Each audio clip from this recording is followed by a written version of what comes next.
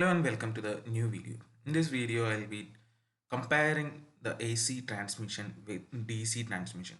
I'll be discussing about the advantages of DC transmission over AC transmission and vice versa. Okay, so basically we know that there are two systems of transmission, one by means of alternating current and the other one by means of direct current, and each system has its own merits and demerits. Okay. So അപ്പോൾ അതുകൊണ്ട് നമുക്കിവിടെ രണ്ടിനും അതിൻ്റെതായ അഡ്വാൻറ്റേജസും ഡിസഡ്വാൻറ്റേജസും ഉണ്ട്. A C ആയാലും D C ആയാലും നമ്മളിപ്പോൾ commonly follow ചെയ്യുന്ന സിസ്റ്റം എന്ന് പറയുന്നത് എ സി സിസ്റ്റമാണ്. പക്ഷേ ഡി സിയിലേക്ക് പലപ്പോഴും മാറിക്കൊണ്ടിരിക്കുന്നുണ്ട്. അപ്പോൾ എന്തുകൊണ്ടാണ്, ഏതാണ് ഇതിൽ ഏറ്റവും ബെറ്റർ, എന്താണ് അഡ്വാൻറ്റേജസ് ഡിസഡ്വാൻറ്റേജസ്, ഇതൊക്കെയാണ് നമ്മൾ ഡിസ്കസ് ചെയ്യാൻ പോകുന്നത്. ഓക്കെ, പവർ ട്രാൻസ്മിഷൻ എന്ന് പറഞ്ഞു കഴിഞ്ഞാൽ ബേസിക്കലി രണ്ട് ടൈപ്പാണ് ഉള്ളത് നമുക്കറിയാം, A C and D C. അപ്പോൾ ഈ A C and D C എന്നുള്ള ഒരു കാര്യം പറയുമ്പോൾ തന്നെ നമുക്ക് ഏറ്റവും ആദ്യം ഓർമ്മ വരുന്ന ഒരു കാര്യം എന്ന് പറഞ്ഞു കഴിഞ്ഞാൽ രണ്ട് പേര് തമ്മിലുള്ളൊരു ഫൈറ്റ് ആയിരുന്നു. ആരാ? Edison and Tesla. ഒരാൾ എ സി പറഞ്ഞുകൊണ്ടിരുന്ന ആളും വേറൊരാൾ ഡി സി പറഞ്ഞുകൊണ്ടിരുന്ന ആളുമാണ്. അപ്പോൾ നമുക്കറിയാം എഡിസൺ ആണ് ആദ്യം ഒരു 1780s റേഞ്ചിലുള്ള 1880s ആ റേഞ്ചിലുള്ള സമയത്തൊക്കെ ഡി സി ഗ്രിഡ് കൊണ്ടുവന്നത്. എന്നിട്ട് ചെറിയ ചെറിയ സിറ്റീസിലും ടൗൺസിലും ഒക്കെ ആളുടെ ഡി സി സിസ്റ്റം വന്നു. അതായത് 110 വോൾട്ടിന്റെ ഡി സി. അത് വെച്ചിട്ട് അവിടെ മൊത്തത്തിൽ ആള് പവർ ചെയ്തു. ആളാണ് എന്താ പറയുക, എഡിസൺ ആയിരുന്നു ആ സമയത്ത് ഒരു ഇലക്ട്രിസിറ്റിയുടെ മെയിൻ ആള് എന്ന് പറഞ്ഞ രീതിയിൽ പറയാം. പക്ഷെ അതിനൊരു ഇഷ്യൂ ഉണ്ടായിരുന്നു. എന്താ വെച്ച് കഴിഞ്ഞാൽ വളരെ ലാർജ് ഡിസ്റ്റൻസിലൊന്നും പറ്റില്ല, ചെറിയ ചെറിയ ഏരിയാസിലൊക്കെ ആണെങ്കിലാണ് ആളുടെ സിസ്റ്റം നമുക്ക് അത്രത്തോളം എക്കണോമിക്കലി ഫീസിബിൾ എന്നുള്ള രീതിയിൽ പറയാൻ പറ്റുള്ളൂ. എന്നാലും മൂപ്പരുടെ സിസ്റ്റം അവിടെ നിലനിന്ന് പോയിരുന്നു. അപ്പോഴും എഡിസനെയാണ് നമ്മൾ പലപ്പോഴും എന്ത് പറയാറുള്ളത്, ഇലക്ട്രിക് ലൈറ്റിംഗ് ഇൻവെന്റ് ചെയ്തിട്ടുള്ള ആളെന്ന്. പക്ഷെ അത് കറക്റ്റ് അല്ല. എന്താ വെച്ച് കഴിഞ്ഞാൽ അതിൽ മുന്നേ ഹംഫ്രി ഡേവി എന്ന് പറഞ്ഞിട്ടുള്ള ഒരു ആള് ആർക്ക് ലൈറ്റ് കണ്ടുപിടിച്ചിട്ടുണ്ടായിരുന്നു. ആ ആർക്ക് ലൈറ്റ് ഉണ്ടാക്കിയത് നമ്മുടെ അലസാൻഡ്രോ വോൾട്ടയുടെ എന്താ പറയാ ബാറ്ററിയുടെ ഇൻവെൻഷൻ്റെ ഭാഗമായിട്ട് പിന്നീട് വന്നാണ്. ഇങ്ങനെ ഒരു ഡെമോൺസ്ട്രേഷൻ ചെയ്യുന്ന സമയത്താണ് രണ്ട് റോഡുകളുടെ ഇടയിൽ ഒരു ഇലക്ട്രിസിറ്റി ഫ്ലോ ചെയ്യുന്നതും അത് പിന്നീട് ആർക്ക് ലൈറ്റ് ആയിട്ട് ഡെവലപ്പ് ചെയ്യും. അത് പിന്നെ കുറേ കാലത്തേക്ക് ഒരു 50 കൊല്ലത്തേക്ക് അതിൻ്റെ മുകളിലായിരുന്നു റിസർച്ച് ഉണ്ടായിരുന്നത്. പക്ഷെ അത് അത്രത്തോളം ഒരു എഫക്റ്റീവ് ആയിട്ടുള്ള ഒരു കാര്യമായിരുന്നില്ല. കാരണം എന്താ വെച്ച് കഴിഞ്ഞാൽ നമുക്കൊരു ചെറിയ ഒരു ഇതിൽ കിട്ടണമെങ്കിൽ അത് അത്ര പോസിബിൾ ആയിട്ടുള്ള കാര്യമല്ല. പിന്നെ നമുക്ക് ഈ എന്താ പറയുക, ഡി സി മാത്രം ബാറ്ററി വെച്ചിട്ട് എല്ലാം നടക്കും എന്നുള്ളൊരു ഇതുണ്ടായിരുന്നില്ല. അപ്പോഴാണ് നമ്മുടെ എ സി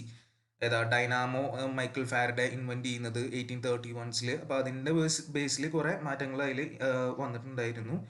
പക്ഷേ ഈ lighting was not useful if one wanted smaller softer electric light. ഒരു സ്മോളർ സോഫ്റ്റർ ആയിട്ടുള്ള ഇലക്ട്രിക് ലൈറ്റ് വേണമെങ്കിൽ നമുക്ക് ആർക്ക് ലൈറ്റ് വെച്ചിട്ട് പറ്റില്ല. അപ്പോഴാണ് ആര് എഡിസൺ വന്നത് ആളുടെ ലൈറ്റിംഗ് സിസ്റ്റം ഒക്കെ ആയിട്ട്. എന്നിട്ടാണ് മൂപ്പര് അവിടെ അടക്കി വാങ്ങിക്കൊണ്ടിരുന്ന കാലത്താണ് വെസ്റ്റിംഗ് ഹൗസിന് തോന്നിയത് എന്താ, നമ്മളുടെ ആൾട്ടർനേറ്റിംഗ് കറണ്ട് എന്തുകൊണ്ട് ഉപയോഗിച്ചുകൂടാ. അപ്പം അതിന് വേണ്ടിയിട്ട് ആള് ഇറക്കുമതി ചെയ്തു, ട്രാൻസ്ഫോമർ ഇറക്കുമതി ചെയ്തു. യൂറോപ്പിൽ ഇൻവെന്റ് ചെയ്തിട്ടുണ്ടായിരുന്ന ട്രാൻസ്ഫോമർ എന്നിട്ട് വെച്ചിട്ട് നമ്മൾ 110 വോൾട്ടിനെ 1000 ഒക്കെ ആക്കി മാറ്റാന്നുള്ളതൊക്കെ ആൾ കണ്ടുപിടിച്ചു. അപ്പോൾ ഈ ഒരു സമയത്താണ് ആര് വരുന്നത്, നമ്മളുടെ ടെസ്ല വരുന്നത്. ടെസ്ല ഏറ്റവും വലിയൊരു കണ്ടുപിടുത്തമായിട്ടാണ് വന്നത്, എ സി മോട്ടോർ എന്നുള്ള ഒരു കണ്ടുപിടുത്തം. അതാണ് പിന്നീട് king of power in modern industry എന്നുള്ള രീതിയിലൊക്കെ പറയുന്നത്. അപ്പോൾ ഇൻഡക്ഷൻ മോട്ടോഴ്സും പെർമനന്റ് എ സി മോട്ടോഴ്സും ഒക്കെയാണ് വന്നിരുന്നത്.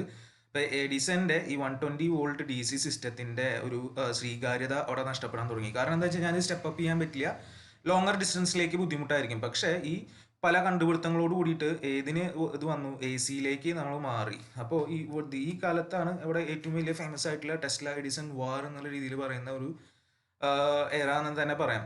അപ്പോൾ അത് വെസ്റ്റിംഗ് ഹൗസ് ആണ് റീഡ് ചെയ്തിട്ടുണ്ടായിരുന്നത്. അവസാനം ആരായിരുന്നു വിജയിച്ചത് ടെസ്ല ആയിരുന്നു, വിത്ത് the help of vesting house എന്നുള്ള രീതിയിലൊക്കെ പറയാം. അപ്പോൾ ഇതൊക്കെയാണ് അവിടെ നടന്നുകൊണ്ടിരുന്ന കാലം. പിന്നീട് അങ്ങോട്ട് നമ്മൾ ത്രൂ ഔട്ട് ഇപ്പോഴും ഉപയോഗിച്ച് പോന്നുകൊണ്ടിരിക്കുന്നത് എന്ത് തന്നെയാണ്, എ സി തന്നെയാണ്. കാരണം അതിൻ്റെ മെയിൻ ആയിട്ടുള്ള കാര്യം ട്രാൻസ്ഫോമറും ഈ ഇൻഡക്ഷൻ അല്ലെങ്കിൽ എ സി മോട്ടോഴ്സും തന്നെയാണ്. പക്ഷേ നമുക്ക് പറഞ്ഞു വരുമ്പോൾ ഏതാണ് അഡ്വാൻറ്റേജ് ഏതാണ് ഡിസഡ്വാൻറ്റേജ് എന്നുള്ളത് നമുക്ക് നോക്കാം. ഓക്കെ, സോ അപ്പോൾ ഡി സി ട്രാൻസ്മിഷനിലേക്ക് ആദ്യം വരാം. ഡി സി ട്രാൻസ്മിഷൻ്റെ അഡ്വാൻറ്റേജസും ഡിസഡ്വാൻറ്റേജസും പറയാം. So for some years in the past, the transmission of electric power was by DC and it has been receiving active consideration of engineers due to its numerous advantages. അപ്പോൾ ഞാൻ പറഞ്ഞു എഡിസന്റെ ഒരു കാലഘട്ടത്തിൽ Edison full ഏരിയാസിൽ ചെറിയ ചെറിയ ടൗണുകളിലൊക്കെ light ചെയ്തായിരുന്നത് through ഈ D C വെച്ചിട്ടാണ്. അതിന് അത്രയും അറ്റൻഷൻ കിട്ടിക്കൊണ്ടിരുന്നായിരുന്നു. അതിന് ഒരുപാട് അഡ്വാൻറ്റേജസ് ഉണ്ടായിരുന്നു, ഡീറ്റെയിൽ ആയിട്ട് പറയാം. എന്നാലും അതിൽ ഏറ്റവും എടുത്തു പറയേണ്ട അഡ്വാൻറ്റേജ് എന്ന് പറഞ്ഞു കഴിഞ്ഞാൽ എന്തായിരുന്നു, നമ്മുടെ ട്രാൻസ്മിഷൻ ലൈൻ്റെ മോഡൽ നമ്മൾ ഓൾറെഡി പഠിച്ചിട്ടുണ്ടായിരുന്നു. അതിൽ RLC കോമ്പണൻസ് വരും എന്നുള്ളതാണ്. ഈ സാധനങ്ങൾക്ക് ആ എല്ലിനും സിക്കും ഡി സിയിൽ ഒരു എഫക്റ്റും ഇല്ല. കാരണം എന്താ വെച്ച് കഴിഞ്ഞാൽ ഡി സിയിൽ നമുക്ക് കപ്പാസിറ്റി റിയാക്റ്റൻസ് ഇൻഫിനിറ്റിയും ഇൻഡക്റ്റീവ് റിയാക്റ്റൻസ് സീറോയും ആണെന്ന് അറിയാം. അപ്പോൾ അതുകൊണ്ട് കറണ്ട് അവിടെ കോൺസ്റ്റന്റ് ആയിരിക്കും. അപ്പോൾ അങ്ങനത്തെ ഒരു പ്രശ്നമേ അവിടെ വരുന്നില്ല. പിന്നെ അതുകൊണ്ട് തന്നെ ഈ RLCയുടെ ഒരു ഇത് LCയുടെ അവിടെ ഇത് കുറവ് കൊണ്ട് വോൾട്ടേജ് ഓൾമോസ്റ്റ് കോൺസ്റ്റന്റ് ആയിരുന്നു. പിന്നെ ഡി സിയിൽ ഒരു എടുത്തു പറയേണ്ട ഒരു കാര്യം എന്ന് പറഞ്ഞാൽ ഡി സിയിൽ റിയാക്റ്റീവ് പവർ എന്ന് പറഞ്ഞിട്ട് ഒരു കാര്യം വരുന്നില്ല. അത് എ സിയിലേ വരുന്നുള്ളൂ. അപ്പോൾ കറക്റ്റ് എന്താണോ നമ്മൾ കൊടുക്കുന്നത് അത് അപ്പുറത്തേക്ക് എത്തിക്കാൻ ആർക്ക് പറ്റും? ഡി സിക്ക് പറ്റും. ഇപ്പം ഇങ്ങനെ കുറേ അഡ്വാൻറ്റേജസ് ഉണ്ടായിരുന്നു. പക്ഷേ ഡിസഡ്വാൻറ്റേജസ് എന്ന് പറഞ്ഞാൽ നമ്മുടെ സ്റ്റെപ്പ് അപ്പ് ചെയ്യുന്ന കാര്യത്തിലും ട്രാൻസ്മിറ്റ് ചെയ്യുന്ന കാര്യത്തിലൊക്കെയുള്ള ബുദ്ധിമുട്ടുകളായിരുന്നു. ഇപ്പോൾ ഡി സിയുടെ അഡ്വാൻറ്റേജസ് നമുക്ക് പറയാം. It requires only 2 conductors as compared to 3-4 AC transmission. So DC transmission basic transmission methodology വെച്ചിട്ട് നമുക്ക് എന്ത് മതി? 2 കണ്ടക്ടേഴ്സ് മതി. വേറസ് ഡി സിയിലാണെങ്കിൽ നമ്മൾ star connected 3 face D C ആകുമ്പോൾ സ്റ്റാർ അല്ല ഡെൽറ്റയിലാണ് പോകുന്നതെങ്കിൽ നമുക്ക് എന്താ 3 വയേഴ്സ് മിനിമം വേണം. And there is no inductance, capacitance, phase displacement and such problems in DC transmission. അപ്പോൾ അതാണ് മെയിൻ ആയിട്ടുള്ള ഒരു കാര്യം ഞാൻ പറഞ്ഞു. അതിൽ നമ്മളിപ്പോൾ ഇത് കാണുന്നത് ട്രാൻസ്മിഷൻ ലൈൻ മോഡലാണ്. ഒരു ട്രാൻസ്മിഷൻ ലൈൻ മോഡലാണ്. അപ്പോൾ ഈ കാണുന്ന എല്ലും സിയും ഒക്കെ എഫക്റ്റ് വരിക ഇതിൽ മാത്രമേ വരുള്ളൂ, എ സിയിൽ മാത്രമേ വരുന്നുള്ളൂ, എക്സലും എക്സിയും. പക്ഷേ ഡി സിയിൽ അങ്ങനത്തെ ഒരു എഫക്റ്റ് ഇല്ല. അപ്പോൾ അത് തന്നെയാണ് മെയിൻ ആയിട്ടുള്ള ഒരു അഡ്വാൻറ്റേജ് എന്ന് പറഞ്ഞു കഴിഞ്ഞാൽ. And then due to the absence of this inductance the voltage drop in DC transmission line is less than AC line for the same load and sending end voltage. അപ്പോൾ അതുകൊണ്ട് തന്നെ voltage drop കുറവാണ് D സിയിൽ. And for this reason D C transmission line has better voltage regulation ആണ്. Sending എൻഡിലത്തെ voltage almost matches with receiving end voltage, or receiving end voltage almost matches with the sending end voltage because the voltage drop is very very low and compared to AC. Okay, then there is no skin effect in DC system. നമ്മൾ already പറഞ്ഞിട്ടുള്ള ഒരു കാര്യമാണ് skin effect. അത് AC സിസ്റ്റത്തിലേ വരുന്നുള്ളൂ. Inductive effect കാരണം inductive effect അവിടെ ഇല്ല, D സിയിലില്ല. അപ്പോൾ അതുകൊണ്ട് തന്നെ സ്കിൻ എഫക്റ്റ് അവിടെ ഇല്ല, ഡി സിയിലില്ല. So effectively total area of the conductor അല്ലെങ്കിൽ cross section of the conductor ഇവിടെ നമ്മൾ മുഴുവനായിട്ട് യൂട്ടിലൈസ് ചെയ്യും ഇതിൽ ഡി സിയിൽ. അത് which was not possible in the case of AC system and we are using bundle conductors. Okay, then for the same working voltage, the potential stress on the insulation is less in case of DC system than that in AC system. Okay, so same voltage in a potential stress on insulation കുറവാണ് DC യിൽ, and therefore DC line requires less amount of insulation and DC line has less corona loss and reduced interference with communication circuit. So corona loss എന്ന് പറയുന്നത് ഒരു high voltage ട്രാൻസ്മിഷനിൽ വരുന്ന issue ആണെന്നുള്ളത് നമ്മൾ already പഠിച്ചിട്ടുള്ള കാര്യമാണ്. അപ്പോൾ ഈ കൊറോണ ലോസും കമ്മ്യൂണിക്കേഷൻ ലൈനിലായിട്ടുള്ള ഇന്റർഫറൻസും ഡി സിയിൽ നോക്കുമ്പോൾ കുറവാണ് when compared to AC system. And the high voltage DC transmission is free from dielectric losses, particularly in the case of cables. So dielectric losses ഇവിടെ കുറവാണ് ഇതിൽ DC സിസ്റ്റത്തിൽ. And the DC transmission there are no stability problems and synchronizing difficulty. So AC ആണ് നമുക്കറിയാം, രണ്ട് ഇത് തമ്മിൽ connect ചെയ്യണമെങ്കിൽ സിങ്ക്രൊണൈസേഷൻ എന്ന് പറഞ്ഞ ഒരു സാധനം വേണം. അപ്പോൾ നമ്മളൊരു എന്താ പറയുക സപ്ലൈയിൽ വരുന്നതും ഒരു ഇൻവേർട്ടറിൽ നിന്ന് എടുത്തും എങ്ങാനും കണക്ട് ചെയ്യാൻ നോക്കി കഴിഞ്ഞാൽ അറിയാൻ അതിൻ്റെ ബുദ്ധിമുട്ട്. ഒരെണ്ണം പ്യൂർ സൈൻ വേവ് ആയിരിക്കാം, മറ്റേത് എന്തായിരിക്കും സ്ക്വയർ ഒക്കെ ആയിരിക്കും, റെക്ടാംഗുലർ ആയിരിക്കും. ഇപ്പോൾ ഒരിക്കലും നമുക്ക് പ്രോപ്പറായിട്ട് കണക്ട് ചെയ്യാൻ പറ്റില്ല. അവിടെ ഒരുപാട് കാര്യങ്ങൾ നോക്കണം. സിങ്ക്രണൈസ് ചെയ്യണമെങ്കിൽ ഫേസ് സീക്വൻസ്, വോൾട്ടേജ്, അങ്ങനെ കുറേ കാര്യങ്ങളൊക്കെ നോക്കിയിട്ട് നമുക്ക് സിങ്ക്രണൈസേഷൻ നടക്കും. ഡി സിയിൽ അങ്ങനത്തെ ഒരു ഇഷ്യൂ വരുന്നില്ല എന്നുള്ളതാണ് കാര്യം വരുന്നത്.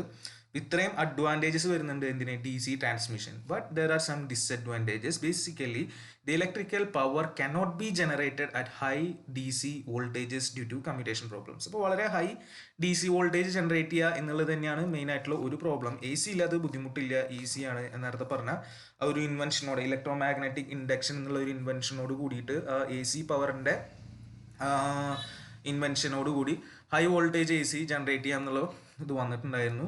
Then the DC voltage cannot be stepped up for transmission of power at higher voltages. So simply step up ചെയ്യാൻ പറ്റില്ല. ട്രാൻസ്ഫോമർ ഇതിൽ വർക്ക് ചെയ്യില്ല, കാരണം അതിനൊരു വാരിയിങ് ഫ്ലക്സ് വേണം. അപ്പോൾ അത് ട്രാൻസ്ഫോമേഴ്സ് വർക്ക്സ് വിത്ത് AC. അതാണ് നമ്മുടെ AC ഏറ്റവും മെയിൻ ആയിട്ടുള്ള ഒരു കാര്യം എന്ന് പറയുന്നത്. ഇപ്പോൾ DC സ്റ്റെപ്പ് അപ്പ് എന്ന് പറയുന്നത് അത്ര എളുപ്പമല്ല. പക്ഷേ ലോവർ ലെവൽസിൽ നമുക്ക് സുഖമായിട്ട് എന്തൊക്കെ ഉപയോഗിക്കാം, ബക്ക് ബൂസ്റ്റ് എന്ന് പറഞ്ഞ സംഭവങ്ങൾ ഉപയോഗിക്കാം. പക്ഷേ ഹയർ വോൾട്ടേജ് ലെവലിലേക്ക് വരുമ്പോൾ ആ ഒരു പോസിബിലിറ്റി കുറവാണ് ആയിരുന്നു. And the DC switches and circuit breakers have their own limitations ഉണ്ട് DC സർക്യൂട്ട് ബ്രേക്കേഴ്സിനും സ്വിച്ചസിനും ഒക്കെ. ഓക്കെ, ഇതൊക്കെയാണ് ഇതിൻ്റെ മെയിൻ ആയിട്ടുള്ള disadvantage. Now when coming to AC transmission, it has some advantages and is almost exclusively generated, transmitted and distributed in the form of AC these days. So power. Okay, so power എല്ലാം നമ്മൾ കാണുന്നത് ഒരുവിധം D C ആണ്, പക്ഷേ A C ആണ്, പക്ഷേ D C വന്നുകൊണ്ടിരിക്കുകയാണ്. The power can be generated at higher voltage levels. അതാണ് ഏറ്റവും മെയിൻ ആയിട്ടുള്ള ഒരു കാര്യം. And the maintenance of A C substation is easy and ചീപ്പ്.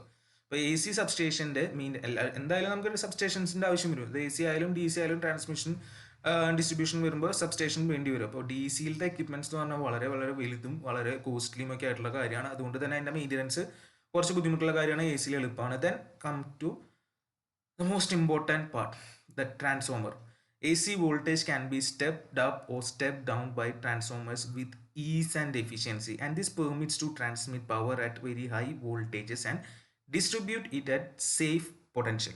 ഈ ട്രാൻസ്ഫോമർ എന്ന് പറയുന്നത് തന്നെയാണ് നമ്മൾ എ സിയിലെ ഏറ്റവും മെയിൻ ആയിട്ടുള്ള ആൾ. നമുക്കത് വെച്ചിട്ട് സുഖമായിട്ട് സ്റ്റെപ്പ് അപ്പ് സ്റ്റെപ്പ് ഡൗൺ ചെയ്യാം. നല്ല ഹൈ എഫിഷ്യൻസി 95 അബോ എഫിഷ്യൻസിയും വരുന്നുണ്ട്. അപ്പോൾ അത് തന്നെയാണ് എ സിനെ മെയിനായിട്ട് ഇപ്പോഴും പിടിച്ച് നിർത്തിക്കൊണ്ടിരിക്കുന്ന ഒരു കാര്യം. But it has many disadvantages.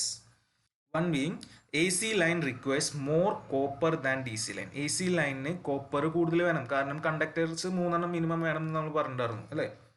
The construction of AC transmission line is more complicated than a DC transmission line. So AC transmission line construction complicated ആണ് DC transmission line ആയിട്ട് കമ്പയർ ചെയ്യുമ്പോൾ. And then due to skin effect in AC system, effective resistance of the line is increased. Effective resistance കൂടുകയാണ്, effective resistance കൂടുമ്പോൾ ലോസും കൂടുകയാണ്. Okay, so അത്രത്തോളം എന്താ efficient എന്നുള്ള രീതിയിൽ നമുക്കവിടെ പറയാൻ പറ്റില്ല. പിന്നെ ഡ്രോപ്പും കാര്യങ്ങളും വരുന്നുണ്ട്. And A C line capacitance, therefore there is a continuous loss of power due to charging current even when the line is open. Line just open ആയി കിടന്നാലും അവിടെ ചാർജിങ് കറണ്ട് ഉണ്ടാവും. അപ്പോൾ അത് കാരണമുള്ള ലോസസും കാര്യങ്ങളൊക്കെ അവിടെ വന്നുകൊണ്ടിരിക്കുന്നത്. അപ്പോൾ ഇതാണ് നോർമലി എന്ത് തമ്മിലുള്ള കമ്പാരിസൺ എന്നുള്ള രീതിയിൽ പറയാം നമുക്ക് എ സിയും ഡി സിയും. സോ ഇവിടെ പറഞ്ഞത് ഇപ്പോൾ ഡി സിയുടെ അഡ്വാൻറ്റേജസും ഡിസഡ്വാൻറ്റേജസും ആണ്. ഒരുപാട് അഡ്വാൻറ്റേജസ് നമ്മൾ ഡി സിക്ക് പറഞ്ഞു, എ സിക്ക് കുറച്ച് പറഞ്ഞു, അതേപോലെ തന്നെ ഡിസഡ്വാൻറ്റേജസും പറഞ്ഞു. ഓക്കെ, അപ്പോൾ ഈ ഒരു കമ്പാരിസൺ മാത്രം നോക്കുകയാണെങ്കിൽ ആരായിരിക്കും വിന്നർ? നമുക്ക് സിംപ്ലി പറയാം എന്താ, clearly the winner is D C. അപ്പോൾ ആര് തന്നെയാണ് ശരിക്കും വിന്നർ? പണ്ട് ജയിച്ചത് എന്താ എഡിസൺ ടെസ്ല വാറിൽ ടെസ്ലയാണ് ജയിച്ചതെങ്കിലും വെസ്റ്റിംഗ് ഹൗസ് ടെസ്ലനെ വിജയം പ്രഖ്യാപിച്ച് നമ്മളിപ്പോൾ ഫോളോ ചെയ്ത് വരുന്നെങ്കിലും ശരിക്കുള്ള വിന്നർ എന്ന് പറഞ്ഞു കഴിഞ്ഞാൽ ഡി സി ആണ്. ഓക്കെ, അങ്ങർക്ക് അതിനുള്ള ഒരു എന്താണ് എങ്ങനെയാണ് ചെയ്യാന്നുള്ളൊരു ഐഡിയ ഉണ്ടായിരുന്നില്ല എന്ന് മാത്രമേ ഉള്ളൂ അവർക്ക് Edison. So from the comparison it is clear that high voltage DC transmission is superior to high voltage AC transmission, although at present transmission of electric power is carried out by AC. നമുക്കറിയാം, and there is increasing interest in D C transmission. പക്ഷേ D C transmission നമ്മളിപ്പോൾ ഒരുപാട് കേൾക്കുന്നുണ്ട്, ഒരുപാട് വന്നുകൊണ്ടിരിക്കുന്നത്. കാരണം എന്താണെന്ന് വെച്ച് കഴിഞ്ഞാൽ introduction of mercury arc rectifiers, അതേപോലെ thyristors have made it possible to convert A C into D C. അപ്പോൾ നമുക്ക് എ സി ഉണ്ടാക്കിയിട്ട് എ സിനെ ഡി സി ആക്കിയിട്ട് ട്രാൻസ്മിറ്റ് ചെയ്യുന്നത് കുഴപ്പമില്ലല്ലോ. D C high voltage generate ചെയ്യാൻ പറ്റില്ല എന്നല്ല പ്രശ്നമുള്ളൂ.